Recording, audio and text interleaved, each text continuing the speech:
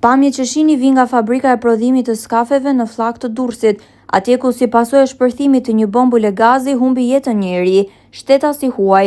Ngjarja ndodhi rreth orës 8 në një nga ambientet e magazinave të subjektit me administrator, shtetasin SM në zonën e Flakës, sektori Rinia, ku ka rënë zjarr. Raportohet se punonjësit ishin në gjumë kur një bombul gazi dyshohet se ka shpërthyer në Flak, ndërsa një prej tyre ka humbur jetën nga asfiksia dhe një tjetër përfundoi në spital. Gjithçka është shkrumbuar në vendin ku ishte një ambient kuzhine, ku flinin dhe punonjësit e huaj, që thuhet se ishin me kontratë të rregullt punësimi. Zbartet dhe identiteti 25 vjeçarit që humbi jetën në magazinën e fabrikës së prodhimit të skafeve në Flak të Durrësit. Si pasojë e këtij shpërthimi, humbi jetën nga asfiksia Omar Faruk, njëri nga Bangladeshi, ndërsa kolegu i tij nga Kenia, 30 vjeç, ndodhet në spital jo me plagë degje, por i asfiksuar. Kjo ngjarje ndodhi rreth orës 8 në një nga ambientet e magazinave të subjektit me administrator shtetasin SM në zonën e sektorit Rinia.